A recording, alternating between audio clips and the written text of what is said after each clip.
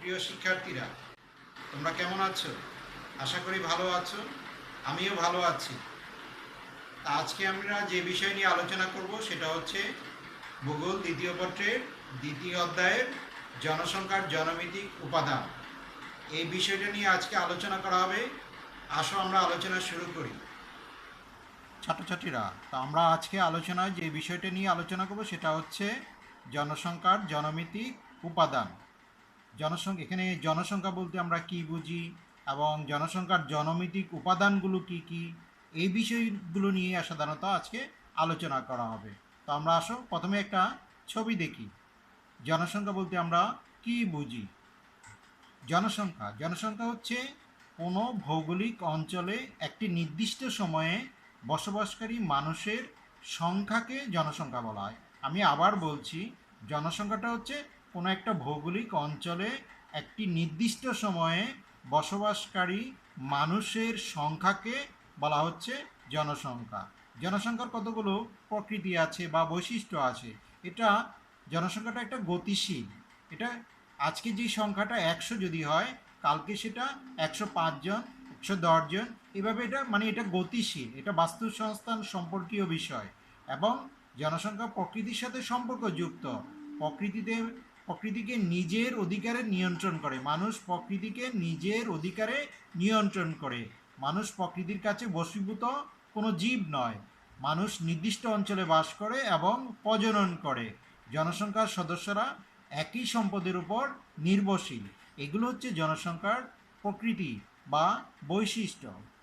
তো পৃথিবীর জনসংখ্যা যদি আমরা চিন্তা করি, পৃথিবীর জনসংখ্যা প্রতিনিয়ত গতিশীল। পৃথিবীর জনসংখ্যা প্রতিনিয়ত গতিশীল, মানে জনসংখ্যা বেড়েই যাচ্ছে, জনসংখ্যা কমছে না। তাহলে বর্তমানে পৃথিবীর জনসংখ্যা হচ্ছে 778 কোটি, প্রায় 778 কোটি, প্রায় এর ঊর্ধ্বে বর্তমানে পৃথিবীর জনসংখ্যা। জনসংখ্যার জনমিতিক উপাদান বলতে আমরা কি বুঝি? মানে সময়ের সাথে জনসংখ্যার বৈশিষ্ট্যগুলো সময়ের সাথে জনসংখ্যার বৈশিষ্ট্যগুলো কিভাবে পরিবর্তিত হয় এবং জনসংখ্যার পরিসংখ্যানগুলোতে জনসংখ্যার বৃদ্ধি বা হ্রাসকে প্রভাবিত যে কোনো পরিসংখ্যানগত কারণগুলো হচ্ছে জনসংখ্যার জনমিতিক উপাদান। তার মানে কি, জনসংখ্যার যে বৈশিষ্ট্যটা এটা যদি পরিবর্তিত হচ্ছে এবং বিভিন্ন পরিসংখ্যান আসে, জনসংখ্যার যে পরিসংখ্যানগুলো আছে এবং জনসংখ্যার যে বৃদ্ধি হচ্ছে, জনসংখ্যা হ্রাস হচ্ছে, মৃত্যুবরণের ফলে কি হচ্ছে, কমে যাচ্ছে। এই জনসংখ্যার বৃদ্ধি হ্রাস, এই ক্ষেত্রে যে পরিসংখ্যানগত যে কারণগুলো আছে সেই কারণগুলোকে বলা হচ্ছে জনসংখ্যার জনমিতিক উপাদান। তো এক নজরে আমরা দেখি জনসংখ্যার জনমিতিক উপাদানগুলো কি কি। নাম্বার 1, নারী পুরুষ বয়স কাঠামো, বৈবাহিক অবস্থা, শিক্ষা, পেশা, ভাষা, ধর্ম, কর্মশীলতা, সম্প্রদায়। এই 8টি হচ্ছে জনসংখ্যার জনমিতিক উপাদান। তো এখন পর্যায়ক্রমে আমরা এই বিষয়গুলো নিয়ে আলোচনা করব। প্রথমত আছে নারী পুরুষ ও বয়স কাঠামো। নারী পুরুষ উভয় লিঙ্গই সমাজ ও অর্থনীতিতে কিছুটা বিপরীত, কিছুটা আবার একে অপরের পরিপূরক হিসাবে কাজ করে। আমরা যদি এক এক বয়সে মানুষের কাজকর্মের বৈশিষ্ট্য এক এক রকম, বয়স অনুসারে মানুষের কাজকর্মগুলো কি হয়, ভিন্নতা সৃষ্টি হয়। বয়সটা হচ্ছে মানুষের অন্যতম গুরুত্বপূর্ণ একটা বৈশিষ্ট্য। জন্মের পরপরই মানুষ কি করে, সব কাজ করতে পারে না। জন্মের পরেই মানুষ সব কাজ করতে পারে না। প্রজনন ক্ষমতা, কর্মক্ষমতা, রাজনৈতিক অধিকার প্রাপ্তি প্রভৃতি নানাবিধ বিষয়ে মানুষের বয়সগত বৈশিষ্ট্যটা খুবই গুরুত্বপূর্ণ। এখানে একটা ছবি দেখানো হচ্ছে নারী এবং পুরুষ। নারী এবং পুরুষ। তো জনসংখ্যার পিরামিড, ছাত্রছাত্রীরা, জনসংখ্যার পিরামিড বলতে আমরা কি বুঝি? আমরা মিশরের পিরামিডের কথা বলেছি। পিরামিড সেই আকৃতিরই অনেকটা। তো এখানে জনসংখ্যার পিরামিড আসলে আকৃতিটা বলতে আমরা কি বুঝি? কোনো একটা স্থানের জনসংখ্যার কাঠামোকে বোঝানো হয়। জনসংখ্যার পিরামিড মানে কোনো একটা স্থানের জনসংখ্যার কাঠামো। এই কাঠামোটা বোঝাতেই সাধারণত এই ধরনের পিরামিডগুলো তৈরি করা হয়। তাই এখানে এই পিরামিডগুলোতে সাধারণত 3টা বিষয় দেখানো হয়। সেটা হচ্ছে জন্মহার, মৃত্যুহার এবং কোন স্থানের আয়ু। এই 3টা জিনিস এই পিরামিডে ব্যাখ্যা করা হয়। আবার বলছি, জন্মহার, মৃত্যুহার এবং আয়ু, এই তিনটা বিষয় এই পিরামিডে ব্যাখ্যা করা হয়। এই পিরামিডে যদি আমরা বলি, বাম পাশের অংশ যেটা, সেখানে হচ্ছে পুরুষ, এবং ডান পাশের যে অংশ পরিসংখ্যানের অংশ সেটা হচ্ছে মহিলা, এবং মাঝখানে যে অ্যারো চিহ্ন দিয়ে দেখানো হচ্ছে সেটা হচ্ছে বয়স শ্রেণী। তো জনসংখ্যার বয়স কাঠামো, সে জনসংখ্যার বয়স কাঠামোটা কিসের উপর নির্ভর করবে বা কী দ্বারা প্রভাবিত হবে? সাধারণত তিনটা বিষয় দ্বারা প্রভাবিত হয়: জন্মহার, মৃত্যুহার ও অভিগমন। এই তিনটা বিষয় দ্বারা জনসংখ্যার বয়স কাঠামোটা কি হচ্ছে, প্রভাবিত হচ্ছে। নারী পুরুষের বয়সভিত্তিক বিন্যাস, না আমরা যদি সংখ্যাটা যদি বলি,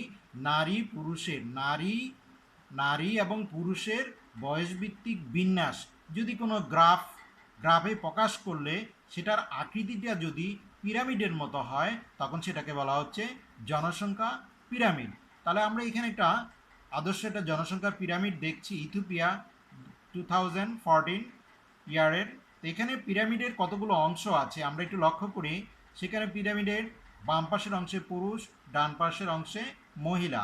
এখানে শিশু দেখানো হয়েছে 0 থেকে 14 বছর বয়সী যারা, তাদের সবাই শিশু, এবং 15 থেকে 64 বছর পর্যন্ত যারা আছে তারা হচ্ছে কর্মশক্তি সম্পন্ন পুরুষ এবং মহিলা, এবং 65 থেকে 65 প্লাসের উপরে যারা, যে সকল পুরুষ এবং মহিলা রয়েছে তারা হচ্ছে সবাই বৃদ্ধ। এবং মাঝখানে যে জিনিসটি দেখানো, যে বিষয়টি দেখানো হয়েছে সেটা হচ্ছে বয়সের একটা শ্রেণী ব্যাপ্তি দেখানো হয়েছে। 0 থেকে 4, 5 থেকে 9, 10 থেকে 14, 15 থেকে 19, এভাবে পর্যায়ক্রমে দেখানো হয়েছে। তাহলে এই গ্রাফটা টোটালি হচ্ছে একটা জনসংখ্যা পিরামিড। এটা একটা জনসংখ্যা পিরামিড। এই জনসংখ্যা পিরামিডের মধ্যে আমরা যদি পরবর্তী একটা বিষয় দেখি, সেটা হচ্ছে শিশু এবং বৃদ্ধ। এরা হচ্ছে নির্ভরশীল। শিশুরা নির্ভরশীল এবং বৃদ্ধরাও নির্ভরশীল। কাদের উপর নির্ভরশীল? 16 থেকে 64 বছর বয়সের যে পুরুষ এবং মহিলারা রয়েছে যারা কর্মশক্তি সম্পন্ন, তাদের উপর নির্ভরশীল। কারা নির্ভরশীল? শিশুরা ও বৃদ্ধরা, এরা নির্ভরশীল। কাদের উপর? 16 থেকে 64 বছর বয়সের মহিলা ও পুরুষদের উপর নির্ভরশীল।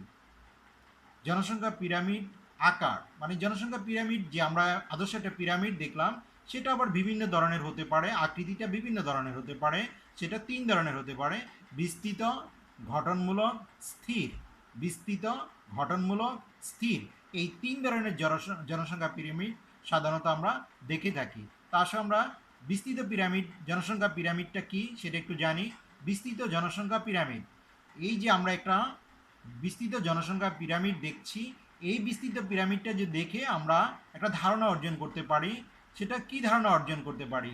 যে এই জনসংখ্যা পিরামিডটা হচ্ছে একটা তৃতীয় বিশ্বের একটা দেশের জনসংখ্যা পিরামিড। কারণ হচ্ছে এর উপরের অংশটা সরু, এবং এই এই পিরামিডটা একটা আদর্শ পিরামিড। এই পিরামিডটা একটা আদর্শ পিরামিড। এখানে গড় আয়ু কম, এখানে গড় আয়ুটা কি কম, এবং উচ্চ উর্বরতার হার রয়েছে। মানে জনসংখ্যা বৃদ্ধির হারটা এখানে রয়েছে, এই ধরনের পিরামিডকে বলা হচ্ছে বিস্তৃত জনসংখ্যা পিরামিড। গঠনমূলক জনসংখ্যা পিরামিড, যেটা যদি আমরা একটু লক্ষ্য করি, এটা অনেকটা মৌমাছির আকৃতির মতো। কিসের আকৃতির মতো? মৌমাছির আকৃতির মতো। সাধারণত এটি সামাজিক ও অর্থনৈতিক উন্নয়ন বা উচ্চ স্তরের দেশগুলোর বৈশিষ্ট্য। এই ধরনের বৈশিষ্ট্য সম্পন্ন পিরামিডগুলো সাধারণত উচ্চ স্তরের দেশগুলোতে সাধারণত দেখা যায়। এই পিরামিডটা দেখে আমরা বুঝতেছি যে এখানে মানসম্মত শিক্ষা ব্যবস্থা রয়েছে এবং স্বাস্থ্যগত সেবাটা উন্নত মানের। উদাহরণস্বরূপ আমরা মার্কিন যুক্তরাষ্ট্রের কথা বলতে পারি। সাধারণত সেখানে জন্মের হারটা কম, মার্কিন যুক্তরাষ্ট্রে জন্মের হারটা কম। এই পিরামিড দেখে আমরা সেটাই বুঝতে পারছি। স্থির জনসংখ্যা পিরামিড, বলতে আমরা কি বুঝি? এই পিরামিডটা যদি আমরা লক্ষ্য করি তাহলে দেখি এই পিরামিডটা অনেকটা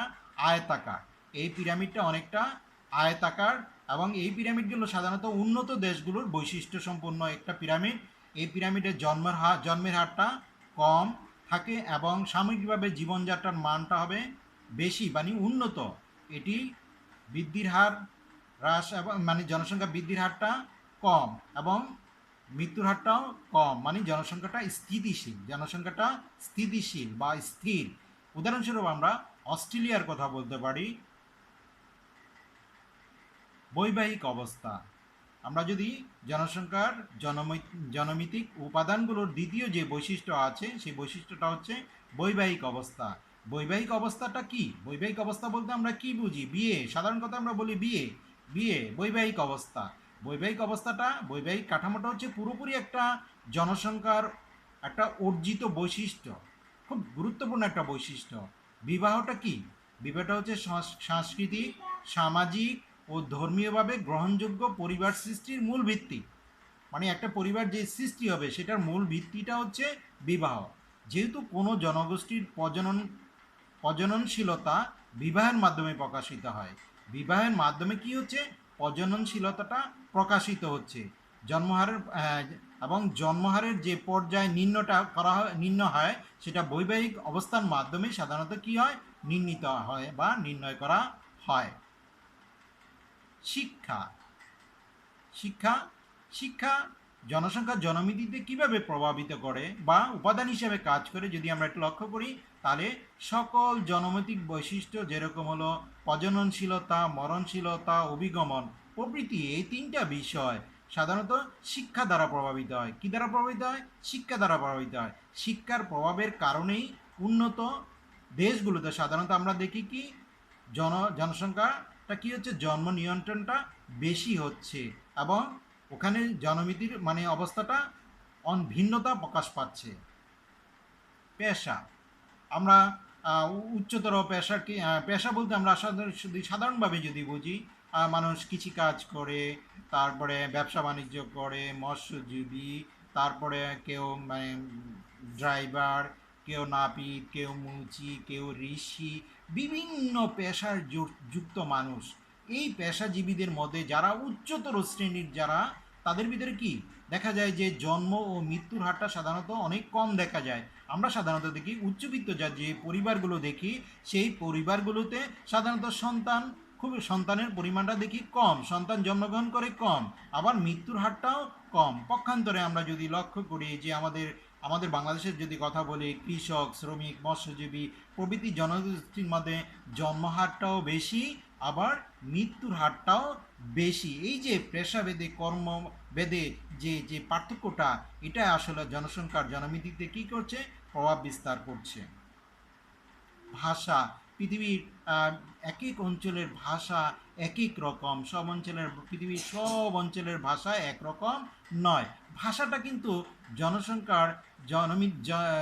জনসংখ্যার জনমিতিতে কিভাবে প্রভাব বিস্তার করে বা উপাদান হিসাবে কাজ করে যদি বলি, তাহলে তেমন একটা প্রভাব বিস্তার করে না। তারপর আমরা কিছুটা প্রভাব বিস্তার করার ক্ষেত্রে দেখি, বিশেষ করে আর্থসামাজিক বৈশিষ্ট্যকে প্রভাবিত করে এই ভাষা।